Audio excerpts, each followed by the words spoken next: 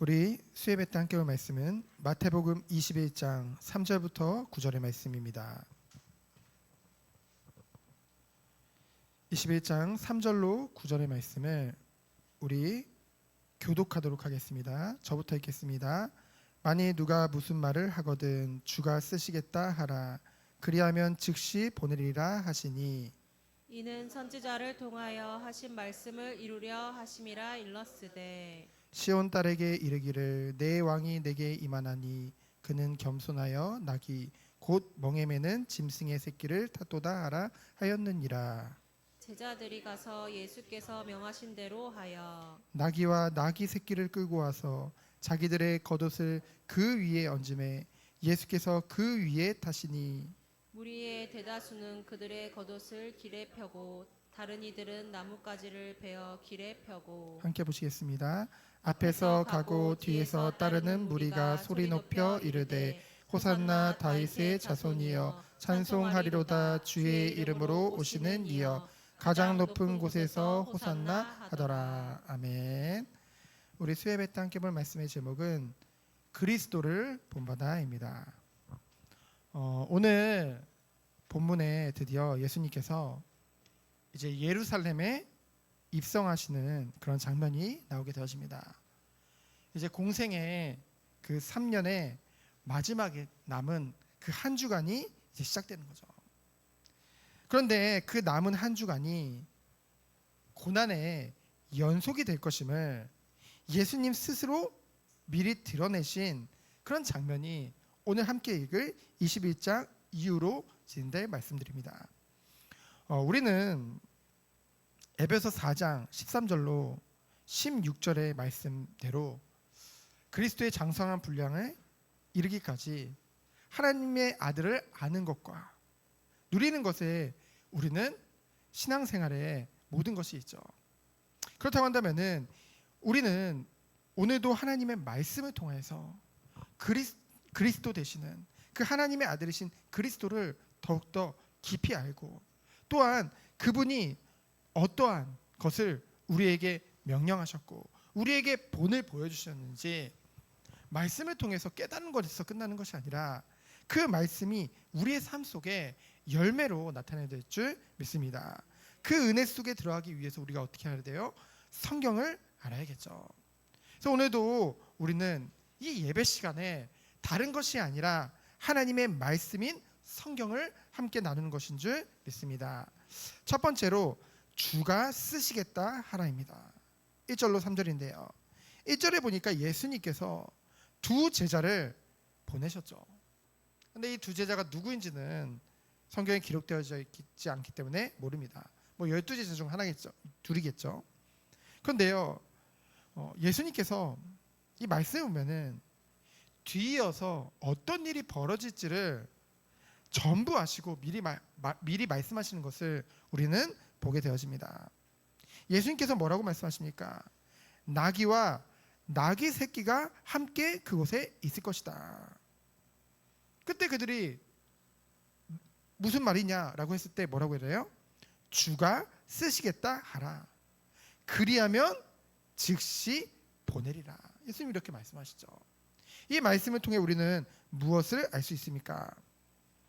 예수님께서 모든 것을 미리 아셨다는 것은 예수님이 전지하신 하나님이시라는 그 신성을 지금 드러내신 것이죠. 그리고 또 뭡니까? 예수님께서 특별히 나귀의 새끼를 타고 입성하신다는 것은 스가랴 9장 9절에 그 선지자의 말씀이 성취되는 것을 우리는 알 수 있습니다. 그러면서 예수님께서 뭡니까? 자신이 메시아임을 그것을 모든 사람에게 명백히 공개하죠. 왜 그렇습니까? 예수님이 뭐라고 하세요? 주가 쓰시겠다 하라. 예수님께서 최초로 스스로 자신을 주라 칭하신 거예요. 메시아임을 뚜렷이 드러내신 거죠. 그러면서 하나님의 그 주권적인 그 섭리를 말씀하십니다. 뭡니까? 그 나귀의 주인에게 주가 쓰시겠다고 할 때 뭐예요? 예수 그리스도의 사역을 위해 그 자가 즉시 그것을 바치게 하겠다. 그렇죠? 하나님의 주권과 하나님의 섭리를 우리는 알 수 있습니다. 그래서 결론은 뭡니까? 이제는 예수님께서 더 이상 예수님이 메시아임을, 그리스도임을 숨기지 않으세요. 왜 그렇습니까? 이제는 예수님이 잡히셔야 되니까. 이제 예수님이 십자가를 지고 우리의 죄를 위해서 모든 순환을 당하셔야 되니까. 그 때가 되었기 때문에 예수님께서는 그 모든 것을 이제는 숨기지 않고 명백히 드러나게 하십니다. 그래서 두 번째로 뭡니까? 겸손과 평화의 왕이심을 나타내 주셨죠. 4절로 9절입니다.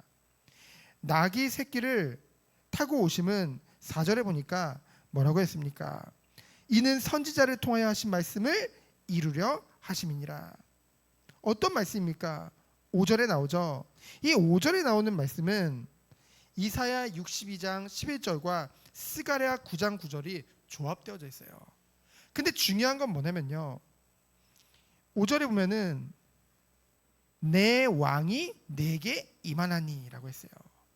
메시아는 너의 왕이 될 것을 말씀하고 있죠.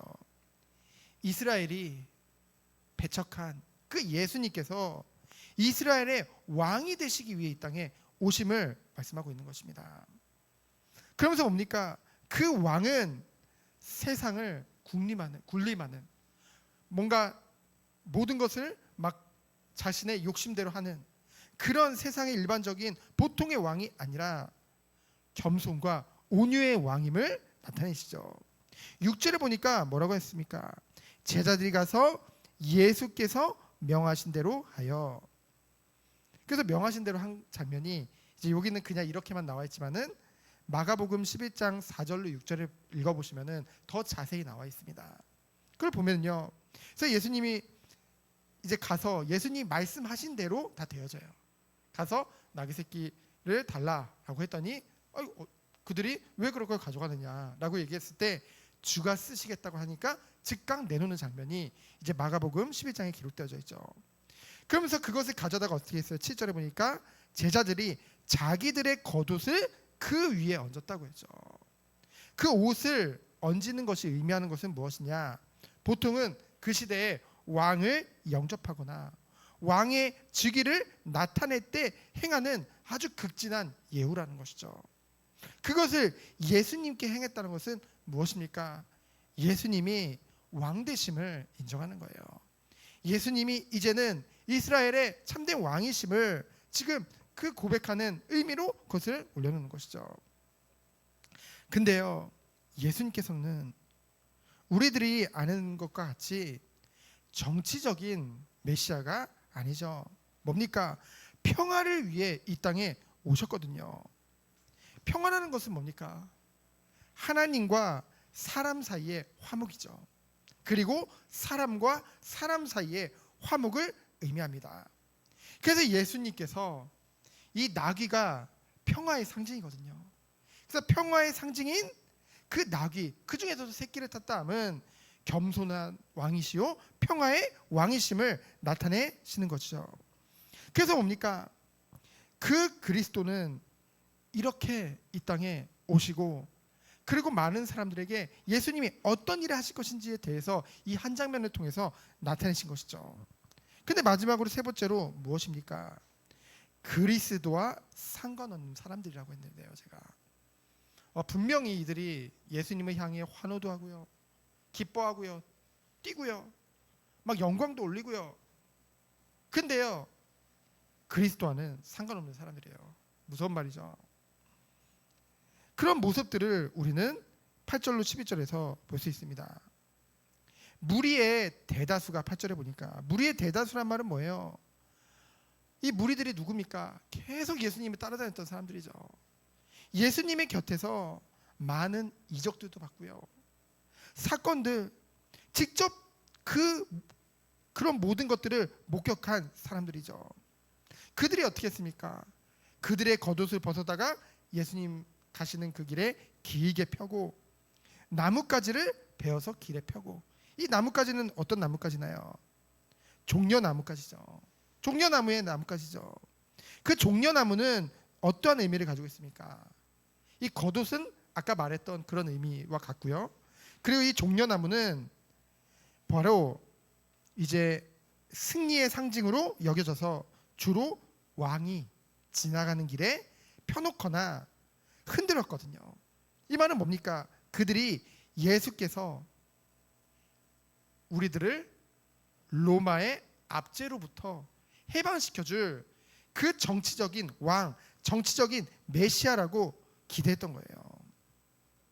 그래서 어떻게 한 거예요? 그렇기 때문에 환영해서 흔들었던 거예요. 그들의 동기는 오직 그거였습니다. 그래서 9절에 보니까 뭐예요? 흥분하고 기뻐하는 그들의 모습을 볼 수 있죠. 앞에서도 가고 뒤에서도 따르는 무리들. 그렇죠? 어저께 우리 아이들과 에버랜드 가서 마지막에 이제 에버랜드 마지막에 피날레가 뭐냐면은 이렇게 행진하거든요. 그때 보면은 막 앞에서 뛰놀고 뒤에서 쫓아오고요. 그렇죠?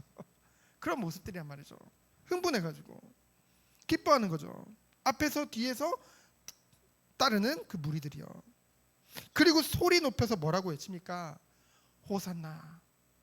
이 호산나라는 원래 뜻은 구하옵나니 구원하소서라는 뜻이죠. 근데요, 이것이 그 시대 지금도 그렇지만은 점점 기쁨과 환호 등을 나타내는 그런 구호로 변화되어져서 쓰였어요. 지금으로 말하면 뭐 만세 뭐 이런 거 있잖아요. 만세. 그러니까 한마디로 이것을 의역하면 어떤 뜻이냐? 이 다윗의 아들이여라고 했죠. 그럼 메시아라는 뜻이거든요. 그건 뭐냐면은 의역하면 메시아 만세 이런 거예요. 지금 다윗의 자손이여 호산나 외쳐서 이 뜻이 메시아요 만세한 거예요. 지금 사람들이 너무 기뻐했죠. 근데요, 그들이 흥분하고 흥겨워하고 그 기쁨의 이유가 무엇인지를 우리는 집중해야 될 줄 믿습니다. 우린 그들이 왜 흥분했는지, 왜 기뻐했는지를 알아야 돼요. 그렇잖아요. 우리가 보기에는 우리도 그 시대에 태어나서 그 곁에서 봤다고 한다면은 어떻게 생각했을까요? 예수 앞으로 뒤로 따르며 메시아 만세라고 부르는데요. 즐거워하죠. 그리고 옷과 종려나무를 깔았다는 것은 그 예수님을 찬양하고 섬기는 것 같이 보이잖아요. 그럼 우리는 어떻게 생각할까요? 저들이 은혜 받았구나. 야, 저들이 저 구원의 증거구나. 근데요, 나중에요, 그들을 보면요, 뭐 오랜 시간 지난 것도 아니에요. 한 주도 채 지나기도 전에 그들이 어떻게 변합니까? 예수님을 향해 저들을 죽여라. 바라바 말고 저 예수를 십자가에 못 박아라. 그렇게 변하거든요. 이 장면에서 저는 구원에 대해서 깊이 깨닫게 되어졌습니다. 여러분, 구원받지 않고도 예수님을 메시아라고 고백할 수 있는 거예요. 흥분하고 즐거워하고 찬양도 부르고요, 섬길 수도 있다는 거죠. 하지만 그들의 특징은 어떻습니까? 일주일도 못 갔다니까요. 마치 씨 뿌리는 자의 비유가 생각나죠. 거기서 이제 길가에 뿌려진 씨앗, 돌밭에 뿌려진 씨앗, 그 가시떨기에 뿌려진 그 씨앗들의 특징이 뭡니까? 금방 사라진다는 거죠. 뭐 처음부터 새가 쪼아먹든 조금 뿌리 내리다가 햇빛에 그 조금도 참지 못하고 바로 타버리든 어쨌든 뭐예요? 금방 사라진다는 거죠. 그 뿌리가, 그 신앙의 근본이 어디 있기 때문이에요? 하나님이 아니라 나에게 있기 때문이에요. 나에게 있는 거예요. 그 이스라엘 백성들도 결국은 나예요. 나의 욕망이요, 나의 야망이 있던 거죠. 구원은 내가 아닙니다. 오직 하나님의 은혜인 줄 믿습니다. 나의 공로, 내 감정, 내 열심도 아니라는 거죠. 하나님이 택하신 거예요.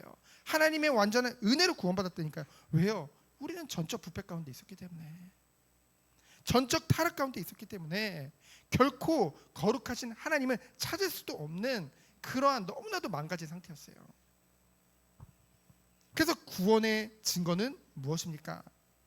비록 우리가 연약할지라도, 비록 어려우더라도 가장 기초요, 가장 근본이요, 가장 근원적인 것이 무엇입니까?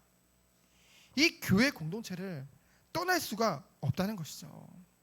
힘들어도 교회 안에서 힘들어하고, 어려워도 교회 안에서 어려우고. 왜 그럴까요? 하나님이 주님의 몸된 그 몸의 한 부분으로 우리를 부르셨기 때문입니다. 그렇잖아요. 하나님께서 독생자 예수 그리스도를 아낌없이 주심으로 그 예수 그리스도의 피값을 치르심으로 우리를 얻었다니까요. 오늘 새벽에도 함께 나눴죠. 우리가 물건을 구입할 때 그 물건의 가치를 보고 우리가 그거에 맞는 돈을 내는데요. 그 돈보다 그 물건의 가치가 더 크다고 생각했기 때문에 그 값을 치르는 거잖아요. 예수님이 자신의 생명을 피값으로 우리를 주고 샀다는 것은 그 피값보다도 우리가 그만큼 귀하다는 거예요. 예수님 보실 때, 하나님이 보실 때 너무나도 존귀한 존재라는 거죠. 그래서요, 성도 한 사람 한 사람을 우리가 어떻게 생각하든 그건 우리 기준이고요. 중요한 건 뭡니까? 하나님이 보실 때는 천하보다 귀하고 소중한 존재라는 것이죠. 예수 그리스도가 머리로 우리를 지체로 부르신 줄 믿습니다. 예수 그리스도의 몸의 일부로 우리 성도 한 사람 한 사람을 부르신 거예요. 그래서 우리는 무엇에 감사합니까? 이것에 감사한 거예요. 그렇죠? 우리의 연약한 부족함과 상관없이 하나님이 주님의 그 귀한 몸의 그 지체로 우리를 부르셨다는 거죠. 그래서요, 우리의 모든 뿌리가 어디에 있는 거예요? 이 은혜 가운데 이것부터, 그렇죠? 여기서부터 모든 것이 시작되는 거죠. 그 다음에 뭐예요? 얻는 것이 삶의 열매를 통해서 우리는 참된 구원에 대해서 알 수 있는 것이죠. 그러면 10절에 보니까 뭡니까? 온 성이 이제 소동이 벌어져요. 그렇잖아요. 지금 예루살렘이 어떤 기간이냐면은 그 유월절 행사 기간이에요, 여러분. 유월절 절기 기간이에요. 알잖아요. 이스라엘 민족에게 유월절이 얼마나 의미가 큰지. 그때 기록에 보면은 대략 270만 명의 사람들이 그 예루살렘 성에 운집해 있었대요. 지금도 270만 명이 한 도시에 있다고 생각해 보세요. 어마어마한 거잖아요. 근데 이 시대에 270만 명이 운집해 있어요. 이런 상황 속에 그 한가운데를 가르고 예수님이 지금, 안 그래도 그 시대 핫 이슈인데 예수님이, 그렇죠? 근데 지금 예수님이 그 나귀 새끼를 타고 지금 예루살렘에 입성하고 사람들은 그 앞에 옷을 깔고 그 종려나무를 흔들면서 호산나를 외쳐대니 어땠을까요? 이제 정말로 두 집단이 분노했겠죠. 그리고 굉장히 경계했겠죠. 누굽니까? 거기 바로 나오죠. 말씀해 보니까 이는 누구냐? 이 유월절 기간이 최고의 유대인들 간의 민족 의식이 절정을 다루는 그 기간이잖아요. 누가 위기감을 느낄까요? 당연히 이 이스라엘을 다스리고 있는 그 로마 정부가 위기감을 느끼겠죠. 이거 뭐야? 그들이 제일 무서워하는 게 밀란 반란이거든요. 야, 이 유월절 기간에 최고로 그 유대인들의 민족 의식이 굉장히 높아져 있는 이 시대에 저자가 누구냐 지금? 자기가 왕이라고 지금 나오는 저자가 누구냐? 그리고 또 누가 그것을 보면서 이를 갈았을까요? 바로 유대 종교 지도자들이죠. 자기들의 그런 주도권이, 자기들의 이권이 빼앗긴다고 생각했기 때문에 오직 그들은 그거에 관심이 있었거든요. 그래서 이때 완전히 결정된 거예요. 뭡니까? 두 그룹이 이제는 그 예수님을 무조건 죽여야겠다. 그렇죠? 그렇게 확정하는, 합의하는 그런 계기가 되어졌겠죠. 왜 이런 일을 벌였을까요? 예수님이 예전 같았으면 안 그러셨을 텐데 죽을 때가 되었기 때문이에요. 그렇죠? 하나님의 때가 되었기 때문에 더 이상 숨거나 피하지 아니하셨다는 거죠. 숨기거나 피하지 않으셨다는 거죠. 그래서 11절에 보면은 정확하게 예수님에 대해서 말을 하죠. 뭐라고 합니까? 무리가 이르되 갈릴리 나사렛에서 나온 선지자 예수라 하니라. 갈릴리 나사렛, 예수님이 나사렛에서 이제 자르셨죠. 자랐잖아요. 그렇죠? 자랐고 그리고 스스로 또 본인이 나사렛 예수라 취하신 배치입니다. 그러면서 선지자라는 것은 뭐예요? 메시아라는 거죠. 그래서 마태복음 2장 23절에 보면은 나사렛이란 동네에 가서 산이 이는 선지자로 하신 말씀에 나사렛 사람이라 칭하리라 하심을 이루려 하심이라. 그 말씀을 무리들에 의해 성취된 것을 나타내신 것이죠. 얼마나 하나님의 섭리가 놀랐습니까? 그래서 우리가 오늘 말씀을 통해서 결론적으로 우리에게 주시는 하나님의 교훈은 무엇입니까? 여러분, 예수님이 나시고 그리고 예수님이 공생의 기간에 모든 일들을 이뤄나가시고 그러면서 십자가에서 죽으시고 부활하시는 모든 것들이 성경에 예언하신 대로 이루어진 것을 우리는 봤잖아요. 우리는 계속 확인하게 되잖아요. 구약에 그 예수님이 오시기 전에 몇백 년 전에 이미 활동했던 선지자들을 통해서 마치 눈앞에 본 것 같이 기록한 것을, 그리고 그것이 성취됨을 우리는 봤잖아요. 그럼 우리는 무엇에 대한 확신을 가질 수 있겠습니까? 바로 예수 그리스도의 재림에 관한 성경의 예언 역시 하나도 빠짐없이 성취될 것을 우리는 알 수 있죠. 우리는요, 그렇기 때문에 하나님의 말씀에 집중해야 돼요. 자꾸만 사단은 어떻게 합니까? 다른 것과의 싸움으로 자꾸만 몰고 가게 되니까요. 마치 힘으로 또는 권세로 내가 세상적인 것에 뭔가 대단한 것을 갖춰서 그것과 싸우도록 여러 가지 음모론으로 결국 무너질 수밖에 없습니다. 뭡니까? 하나님은 하나님의 구원의 역사를 지금도 이루어 나가신 줄 믿습니다. 그래서 우리 보고 뭐가 되라고 했어요? 세상에 똑같은 군대를 조직해서 그들과 싸우라고 했으니까 아니거든요. 너희는 세상에 빛과 소금이 되라고 했어요. 나와 같이 행하라고 했죠. 뭡니까? 우리를 섬기는 자로 부르신 거예요. 참된 교회로 성도로서. 그렇기 때문에 우리는 어떤 축복을 누린 거예요? 그리스도 안에서 자라나는 것. 그것이 하나님이 원하시는 것인 줄 믿습니다.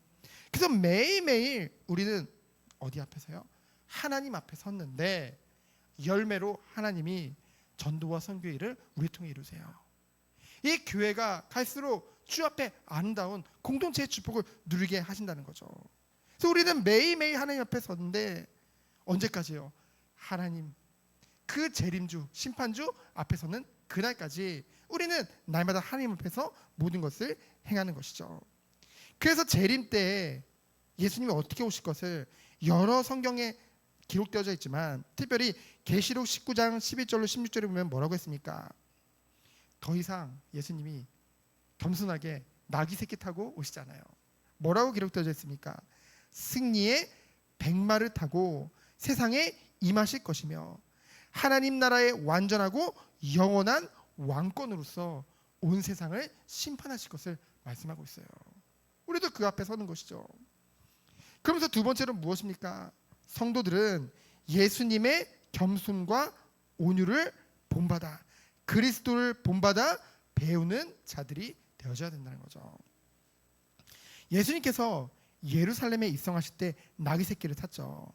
겸손한 모습입니다. 그러면서 제자들에게 뭐예요?